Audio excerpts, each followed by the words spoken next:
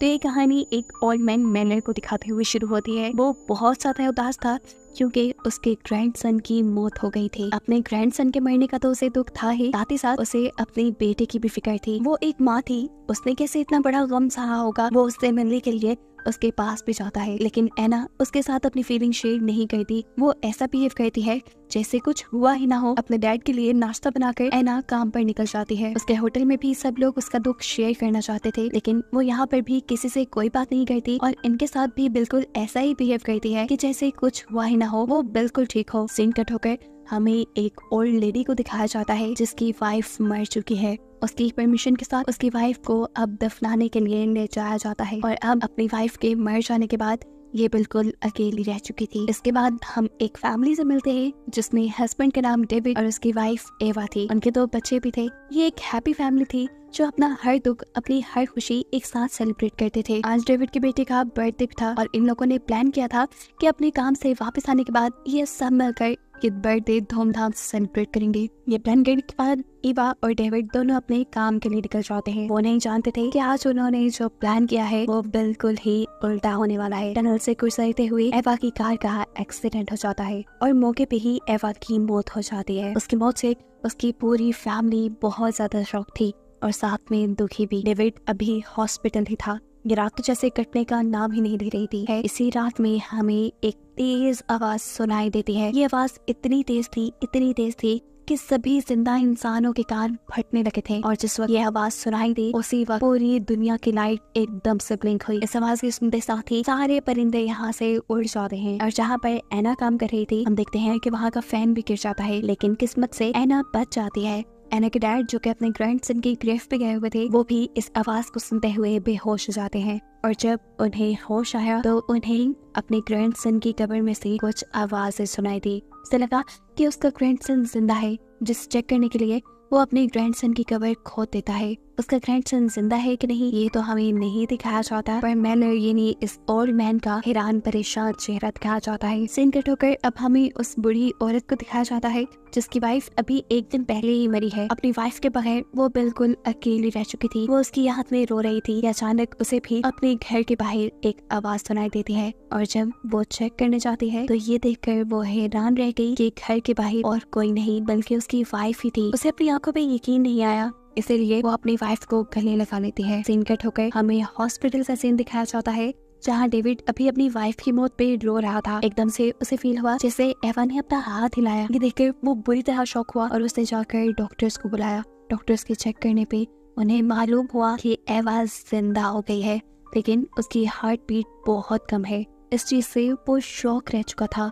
वो घर आकर ये बात अपने बच्चों को भी बताता है कि पहले उसकी मॉम मर गई थी लेकिन अचानक से फिर उसकी मॉम जिंदा हो गई और अब डॉक्टर्स का कहना है कि उनकी हार्ट बीट बहुत कम है, इसलिए डॉक्टर्स ने उन्हें अपनी ऑब्जर्वेशन में रखा है। डॉक्टर भी इस चीज को एक्सप्लेन नहीं कर पा रहे थे कि आखिर एवा जिंदा कैसे हुई है। यहाँ सीन कट होकर हम एना को देखते हैं जिसका बेटा मर चुका है। अपना दुख अपने अंदर रख रख के वो बहुत ज्यादा थक चुकी थी। वो अब इस दुख के साथ और जिंदा नहीं रहना चाहती थी। वो अपने बाथरूम में जाकर जोर से चीख मारती है और अब फैसला करती है कि वो भी जिंदा नहीं रहेगी, वो भी अपनी जान दे देगी।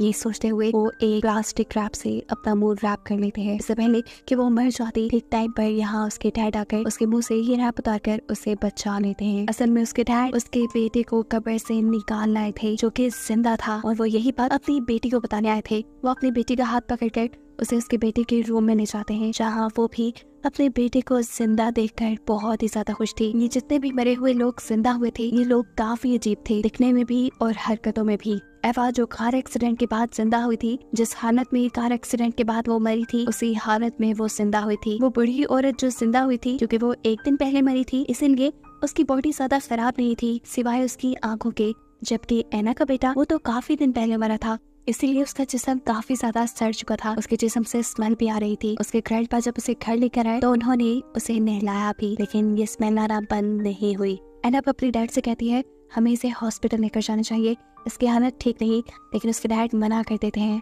और कहते हैं नहीं हम इसे हॉस्पिटल नहीं ले जा सकते क्योंकि कब्र खोदना इल्लीगल है और हमने इल्लीगली कब्र खोद कर इसे निकाला है। वैसे भी अगर डॉक्टर्स को ये बात पता चली कि ये मर कर इतने दिन बाद जिंदा हुआ है तो डॉक्टर्स उसे अपने एक्सपेरिमेंट का बस एक पार्ट बना देंगे। अब ये बातें कर रहे थे कि एकदम से इनका डोर नॉक होता है। यहाँ पर पुलिस आई थी जो एना से उसके मरे हुए बेटे के बारे में ही पूछती है, क्योंकि पुलिस को शक था कि उसके ग्रैंडपा उसे उसकी कब्र से निकालना है। यहाँ एना कोई जवाब नहीं देती और पुलिस यहाँ एना के सैड एक्सप्रेशन और उसकी खराब हालत को देखकर चले जाते हैं। खैर ये रात कट जाती है और सुबह होने पर न्यूज में खबर मिलती है कि सिर्फ यही 3 लोग नहीं बल्कि पूरी दुनिया से मरे हुए इंसान जिंदा होने लगे थे। बहुत से लोग अपनी ग्रेव्स फाड़कर खुद बाहर आ चुके थे और बहुत से लोगों को उनकी कब्रों से निकाला जा रहा था। जितने भी मरे हुए लोग जिंदा हुए थे उनकी हालत करीबन एक से ही थी।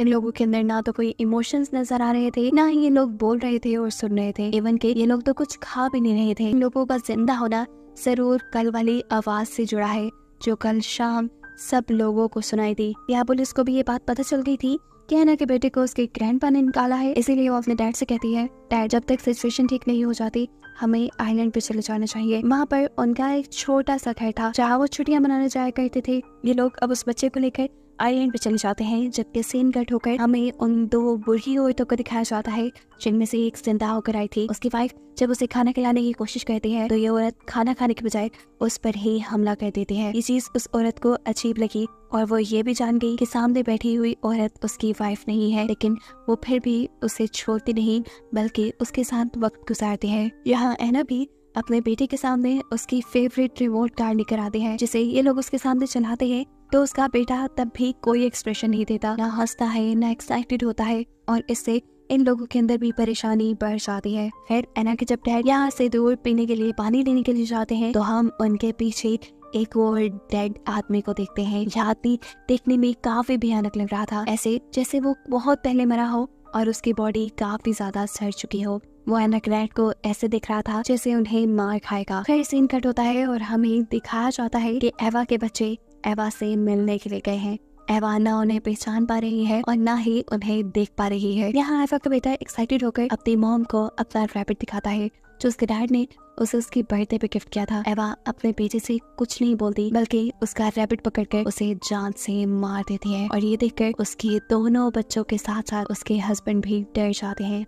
एवा की बेटी अब ये बात समझ चुकी थी कि ये औरत जो उनके सामने बैठे हैं ये उनकी मॉम तो बिल्कुल नहीं है। सीन कट होकर हमें आइलैंड पे दिखाया जाता है कि अब एना को भी वो डेड इंसान नजर आने लगा था जो उसके डैड के पीछे हमने देखा था। एना उससे बुरी तरह डर गई और उसने अपने खिड़की दरवाजे सब बंद कर लिए। जैसे ही एना के डैड वापस आए तो एना ने उसे डेड मैन के बारे में बताया। एना के डैड कहते हैं, रुको फिक्र न करो, मैं पूछ कर आता हूँ उसे। एना अपने डैड को रोकती रह जाती है कि प्लीज आप बाहर न जाए, लेकिन एना के डैड उसकी एक बात नहीं सुनते और बाहर जाते ही वो डेड आदमी एना के डैड के ऊपर हमला करके उन्हें बुरे तरीके से मार देता है। ये खौफनाक मंजर एना को इतना डरा देता है कि एना का 1 सेकंड रुकना भी यहाँ मुश्किल हो गया था। वो अपने बेटे को गोद में लिए यहाँ से बोट में भाग जाती है। पानी गहरा था जिसकी वजह से उस डेड इंसान ने उसका पीछा नहीं किया। सीन कट होकर हमें उन ओल्ड लेडीज को दिखाया जाता है जहाँ डेड ओल्ड लेडी अपनी जिंदा वाइफ को मार चुकी है। साफ मतलब था कि ये जितने भी लोग जिंदा हुए थे ये लोग इंसानों को मार रहे थे। इसके पीछे क्या मकसद था ये खुलकर सामने नहीं आया। शायद ये डेड लोग ज़ॉम्बीज़ बन गए थे। कहानी के आखिरी सीन में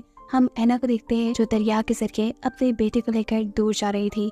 वो भी ये बात जान गई थी कि उसके पास जो है वो उसका बेटा नहीं है बल्कि कोई और है जिसे आखिरी मर्तबा सीने से लगाते हुए वो पानी में छोड़ दी थी। उसने अब सच्चाई को एक्सेप्ट कर लिया था। जो नेचर ने उससे ले लिया था उसने वो नेचर को वापस कर दिया था। ऐसे उसकी जान किसी भी खतरे में आने से बच गई और हमें उसे देखते हुए ये सबक मिला कि जो अपनी सिचुएशन को जितनी जल्दी एक्सेप्ट कर लेता है उसके इस दुनिया में सर्वाइव करने के चांसेस बहुत ज्यादा बढ़ जाते हैं। कोई भी जाने वाली चीज लौट कर नहीं आती और जो उन चीजों में ही खोए रहते हैं वो मर जाते हैं, बिल्कुल उस ओल्ड लेडी की तरह।